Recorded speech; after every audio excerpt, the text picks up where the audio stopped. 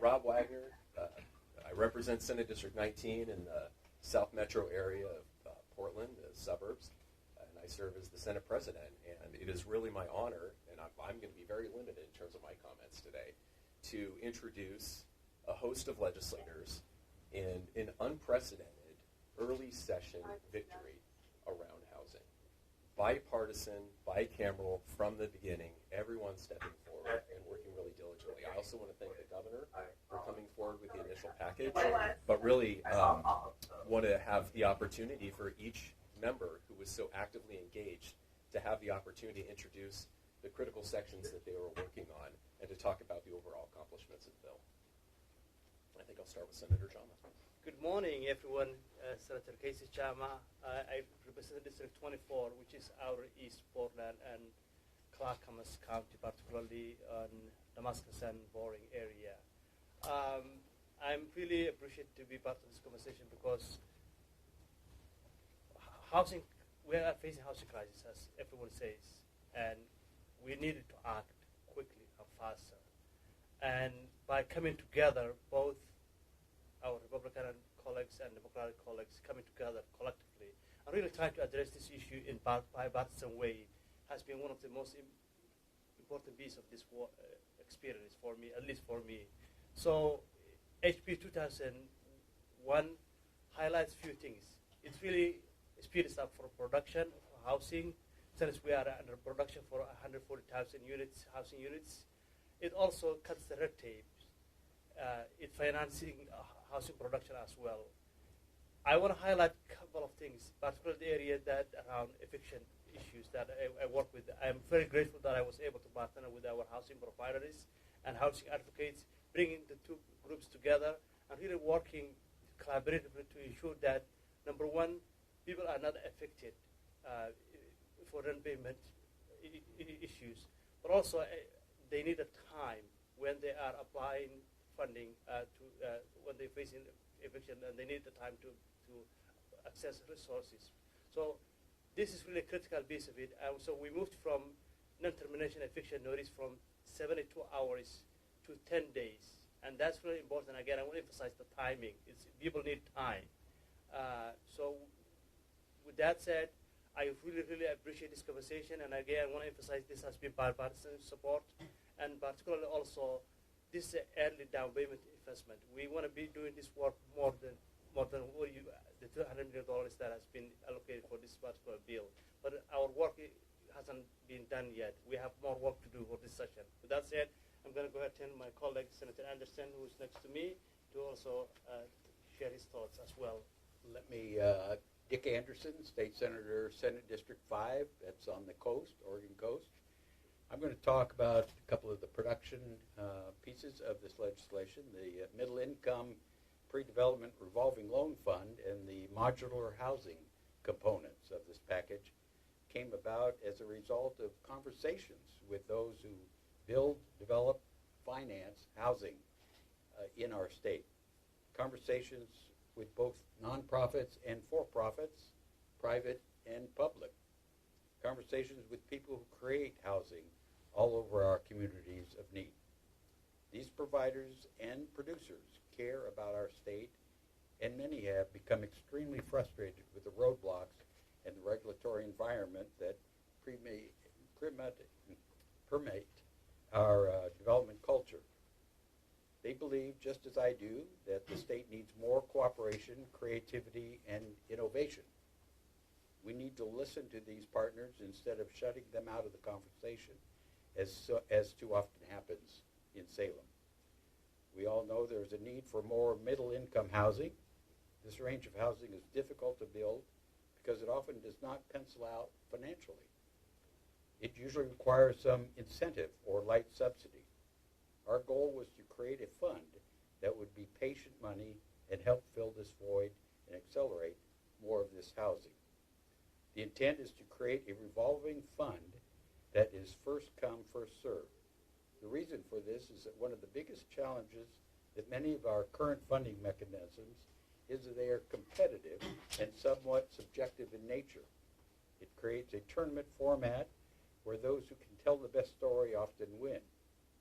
There is good reason why we should want to ensure applicants have good motives. But the goal of the fund, such as this, and I hope others to follow, is to limit popularity contests and instead give certainty. Time is money in construction, and risk causes uncertainty. What often happens with our state funding format is the project managers carry all the risk themselves while competing, which causes less housing to be built. Our hope is the pilot of this funding model is based on a clear criteria set by the state for middle income. If the criteria is met, the money is allocated.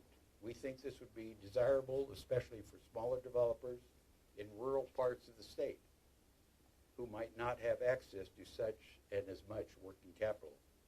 That is why we set the financial thresholds where we did, so smaller, medium-sized projects would be the primary applicants. This program was created as a pilot fund because we must try out new incentive models and then assess their impact. We cannot keep doing things the way we've always done and expect different results. So both the pre-development loan fund and the modular housing fund affect production. The modular housing fund is actually one to increase or begin with modular housing capacity in the actual creation of these units and the production of these modular pieces. So, all yours. All right. Second.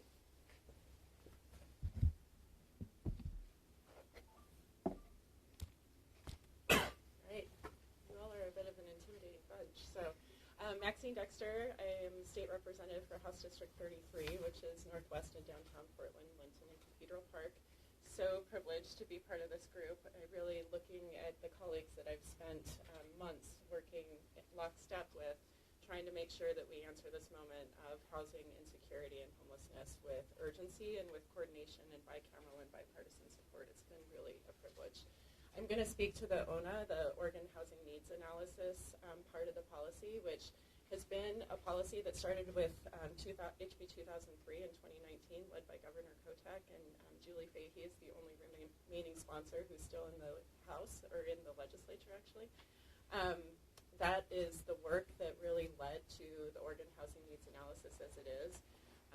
3 years of community engagement, making sure that there was the appropriate community input on how do we build the housing that we need, where it's needed, at the affordability that every person in that community has an option.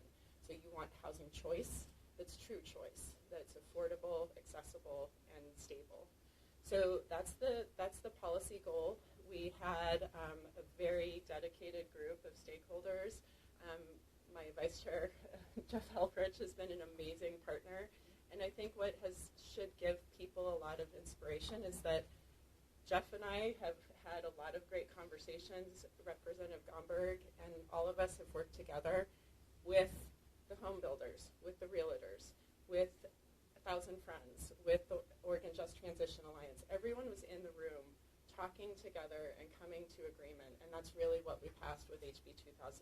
And the reason that it passed early is because we've got to start building houses now. And this is a tool that gives partnership between all local jurisdictions and the state. And it's it's a partnership that is also accountable to each other. So the state is going to be accountable to helping make sure that we give the resources that cities need. And the city is going to be accountable for actually building the housing that they need across all levels of affordability. And that is a plan that they will initiate, that they will be in charge of, and that we will help make sure that they have the resources that they need. That's the goal. We'll see how it gets implemented, and I look forward to ongoing work in that area.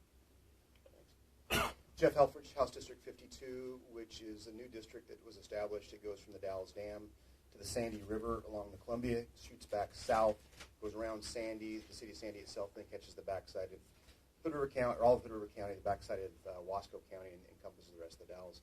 This is my second turn in the legislature, and I have to say, this portion here, and talking, you heard Rep. Dexter talk about it, but this truly is a bicameral, and it's an opportunity for the housing to go in the right direction. You know, sometimes the legislature can become divided, and we've seen that in the past years. But this is a bipartisan effort, bicameral effort, and it's Rep. Dexter and I will have disagreements sometimes, but we're still friends. We'll still get past those things. We can't let those divide us. We have to be able to work through those and talk it. It's like being a family member. You get mad at your brother or mad at your sister. At the end of the day, you're still family. You're still trying to figure it out. We have to do those things. You know, this House bill right now does a lot of stuff. We can do things better, and that better part is when it comes to our production and streamlining those efforts. This House bill, it's a homeless bill, and we need to have follow-up housing bills. But with the ability for the governor's emergency order, 7 continuums of care were identified, which are the metro areas in that the state has.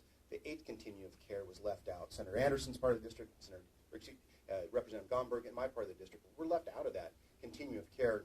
We were able to get $26 million to that. I'll let Representative Gomberg talk a little bit for that. But that then helps the county's Kickstart programs that they don't have to get those people housed that need to be housed and sheltered. We need to take it a step further. I have a guarantee from the Speaker's office. We're having conversations right now about production, about land use. These are going to be tough conversations that we have to have. We got sent to Salem to do these conversations and have that, but it's this bilateral, bicameral, bipartisan support that we're working on.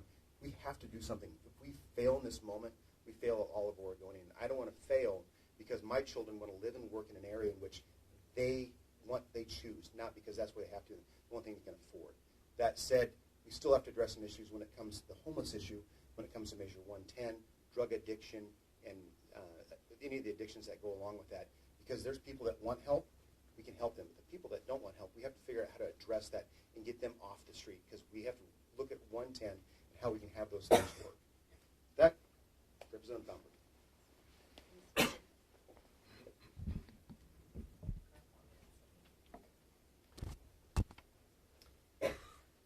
Well, good morning, everyone. I'm David Gomberg from House District 10 in Lincoln, Lane, and Benton counties. I'm the vice chair, co-vice chair on the House side of Ways and Means, and also the co-chair of the Transportation Subcommittee. Excuse me. So I find myself in a situation this morning where everything's been said, but not everybody's had a chance to say it. So let me start with this. This is not a first step. We have already been taking steps to address these problems. This is the latest step, and it's a big step, but we're going to be taking other steps as well. And I think it was important that we take this step early on in the session, because if we had waited and followed the normal process through the legislative session and signed this bill at the end of the session rather than relatively close to the beginning of session, it would not have taken effect until August. Using the process that we have used this week, we are going to be able to start taking steps with these new resources in April, not in August. That's significant. Now, many of you here in the room will remember that when the governor's emergency declaration came out very early in the year, that I commented the next day that the process that the emergency declaration required made it necessary that they focus on the major metropolitan areas of the state. But the point-in-time counts used indicated we had 18,000 homeless people in Oregon. 6,000 of those were outside of those continuums of care in the emergency declaration. 1 in 6 were in the rural parts of the state, not in the emergency declaration. That's why I think it's so really very, very important that the package that the Senate passed last night and the House last week includes not only those large metropolitan areas, but also rural Oregon, focusing $26 million on those 26 counties that were not in the original declaration. Homelessness is not an urban problem, it's an Oregon problem, and we need to address it on a statewide basis, but using different tools in different parts of the state and different methodologies in different parts of the state. The other thing that the original declaration could not touch on was homeless youth. Now in my county, Lincoln County, 1 in 5 of our students is categorized as homeless. So I'm very pleased that the package that we put forward this week also addresses youth homelessness with another $24 million. That's an important, necessary, and substantial investment that's going to address a problem that is consequential, because homeless youth is the best indicator, or perhaps I should say the worst indicator, that of homelessness in adulthood. So we need to take care of our kids. And this bill takes some initial steps in taking care of our kids.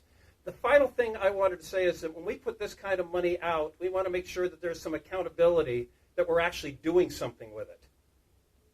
This bill requires that the various departments involved in managing and investing these dollars come back to the legislature on a quarterly basis and tell us how they've been doing. How many housing units were created? How many people were housed? How are we doing with homeless youth? All of that will be reported on a quarterly basis to the two housing committees, and also to the Ways and Means Committee, and a result of that to all of you and to the people of Oregon. Because we invest this kind of money, we want to make sure that we're accomplishing important goals with it, and accountability is built into this bill. That's, I think, an important thing that needs to be emphasized as well. Senator. Good morning, everyone. Aaron Woods, District 13, which is Wilsonville, Tigard, Sherwood, Sherwood, southeastern part of Beaverton, King City, and I have other little pieces such as Meckler that I also support. My colleagues have said quite a lot this morning on this bill, and it's extremely important that we get it and get it right. I'm fortunate that I spent time on Wilsonville's Development Review Board specifically, and last on the Planning Commission. And one of the things that we worked on and that I put forward is the ideal of tiny homes. That's one piece. And this issue of homelessness is going to take a multi-pronged approach. And we have to look at what are the things, and it was already said that each area has a little bit of a different need and approach. So I am looking forward to this modular piece as well, which I believe should include tiny homes as a piece, but also manufactured homes. Manufactured homes can be done very quickly in the factory, in modules, and then brought to the site and assembled. We need to look at this to address getting housing out as quickly as possible. So I strongly believe that, we need to be creative, but very strategic in moving forward. As my co-chair, I am co-chair on the Transportation and Economic Development Committee, and one of the things I know that I and my co-chair have discussed are accountability and making sure that the coming back quarterly and letting us know what's going on. That's extremely important. The time is now for us to make movements forward and not to be just talking and not doing anything. So I'll just close by saying this, that from my perspective and what I've seen and what I know from being a planning commissioner, that the things that we're looking at, we just need to ensure that we're doing them and ensuring that we're making some progress. That's extremely important. Very good. Thank you, members, very much. Questions? Yeah, Blair Best from KGW. You brought up Measure 110. While these bills address housing and homelessness, they don't seem to go far enough to address the drug crisis on our streets, which, as you know, goes hand in hand with homelessness. So what is your plan to address Measure 110?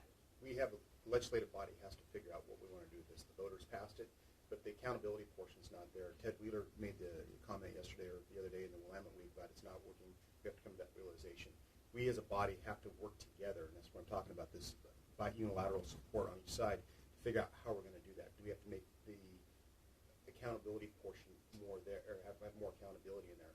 I was able to get a fentanyl bill passed. It's only a misdemeanor, but it's between 1 and 5 grams, and it's by weight of the powder, not a pill. So you're able to look at pill form now and use that as a charging instrument to hold people accountable, because fentanyl is an epidemic. We can talk about all the different epidemics, but you see that day in and day out of what fentanyl can do and how it destroys lives. So we have to take these incremental steps to fix that, and it's going to take all the brain power in this room and then some to figure out how we have to work that together, get that done. And so we can have all the great ideas, but until we actually get some pen to paper and move that forward, it's just a lot of talk. And I'm hoping we can do something this session to get it done. I just worked at Measure 10 before I came to the Senate, and the issues of drug addiction has been created just a short period of time. It's been an ongoing issue for a while, just like the housing crisis that we're facing. And as you know, the funding has just recently been, last 6 months, has been distributed. What we need to do, in addition to other work that needs to be done, we need to give a time for the agencies that now is being funded to address this issue. So I think for me, I think the time is essential for everything. So I would hope that soon we'll be seeing some results on the ground, but hopefully the agency needs some time since we just distribute the funding recently. Yeah, hoping you can expand some on the accountability measures. Are there specific numbers of people you'd like to hear about being rehoused by this first quarterly check-in or by the end of the year? Any guidelines for departments to know how to meet these goals and help people? I don't have my notes in front of me on the specifics, Mac. Senator Jama, Representative Dexter, do you remember the counts that were in the bill? Yeah, so I hate to put you on the spot that way. So we'll have 600 new shelter beds, 1,200 unhoused people, unsheltered, houseless that will be housed, and I believe it's 8,500 unstably housed people who will be kept in shelter. Is there a timeline for when the departments have to get that done? You know, I have no doubt that our governor is going to hold her agencies accountable for getting this done, and it is a one-year plan, so I believe that's the intention. I would speak with the governor and talk about the execution, because that is a executive branch policy and plan, and what we did was enable her to do the good work that she wants to get done with the funding. And the point that I wanted to stress is those numbers are in the bill, but also in the bill is the requirement that the agencies, not just housing and community services, but the other agencies involved as well, report back to us on how many shelter beds were established, how many people were housed, how many evictions were avoided, how many agricultural workers are supported. Quarterly reports on all of those different criteria are built into the package, and so that's going to be giving us the kind of feedback that I believe you're asking about. I have two questions. The first is OPB and others have reported about concerns that existing shelters programs have, that they won't have enough money to keep going, or new programs may have be able to start it. What is being done to help existing programs? So I will take the first shot at that, because I did hear that, and I think that is an important, and the governor also responded to that we do not want to lose the shelter beds that we've already established. The intention is to add shelter beds, so not at the loss, at the risk of losing others.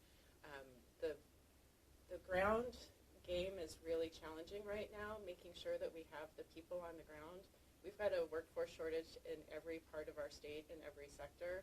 So I think that really investing in the people who are doing that work is foundational, and I have every reason to believe that with the Joint Housing Office, from my district, we have lots of folks locally who are working on that, and it's at every level of government has to work together, and so it's going to be ongoing conversations from my perspective on how that's going to get executed. I don't have the answer from this bill. That's not the intention of this bill, but it is absolutely the intention of me as a legislator, and I believe as our body, to make sure that we don't lose ground on the good work that's already been done. And the second question is, what has been the involvement of Governor Kotek and her staff on this bill?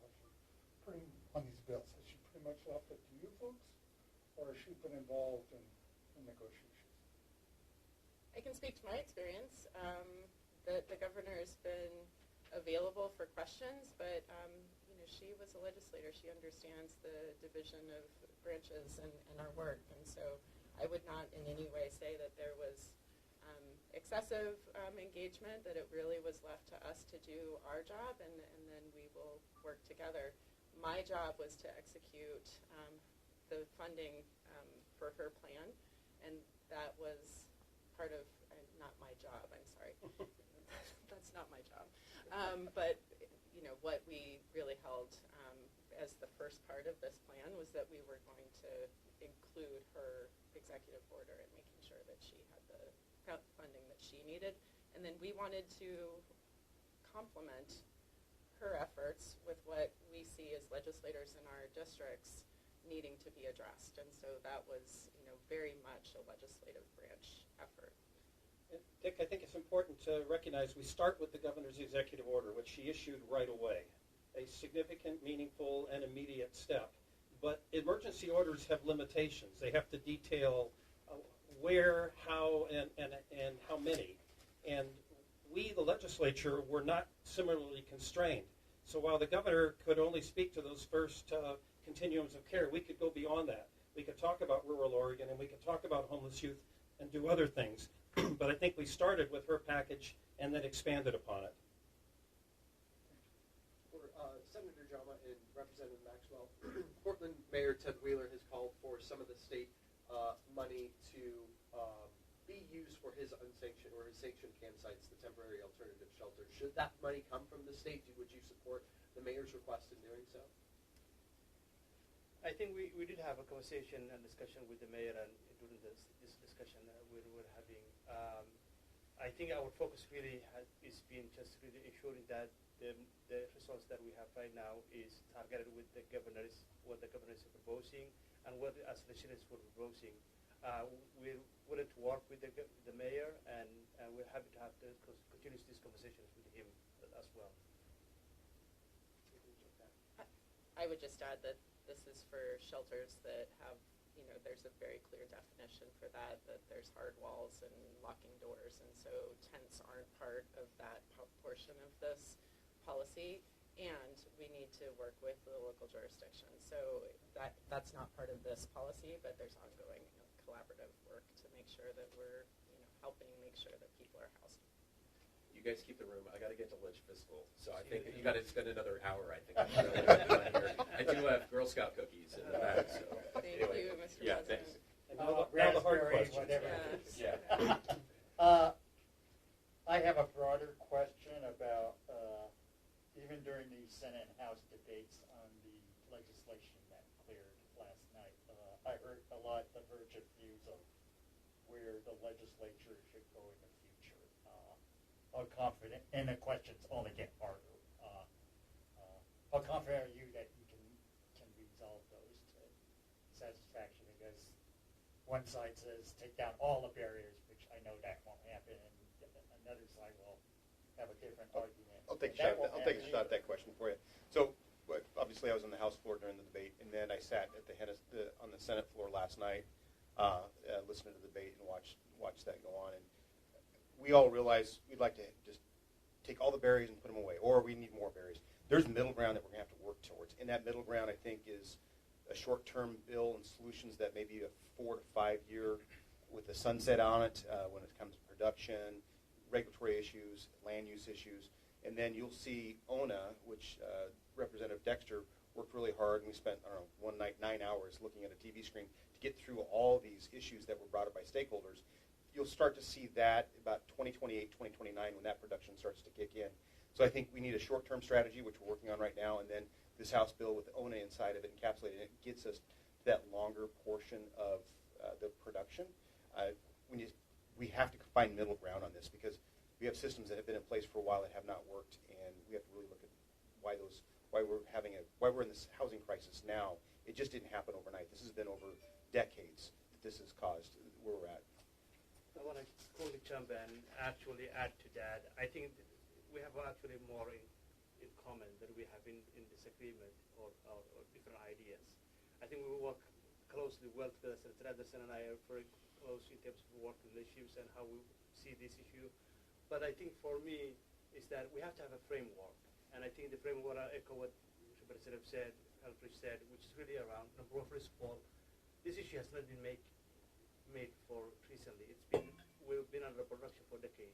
So the first step for us is that we make sure that we take care of people who are houseless right now, at this moment right now. So we're not adding more homeless folks into our community. So taking care of housing people who are houseless right now, that's number one. Number two, then we have to make sure that we don't add more people, renters who are being rent burden to be also homeless as well. So we make sure to keep people in their homeless right now. Number three, we have to have housing production strategy, and I think we have a lot in that pivot on that. And there was maybe we can. It's what we sometimes disagree, but I think important piece is that we need to increase housing production. And so those are serious elements that I want to highlight, and that's really important part of our conversation we're having ongoing. It is 10 o'clock now. Oh, Senator, you want to say Well, I would just echo that. If you're reacting to a few negative votes in either chamber on this bill, I'd listen to the debate. And debate really wasn't against housing and the need for housing. You know, that was pretty clear and to me not at all political. Everybody, the discussion really is how do you get there? Because we agree on the end result. We know that there are areas that have been third rails, if you want to call them that, to touch when it comes to production.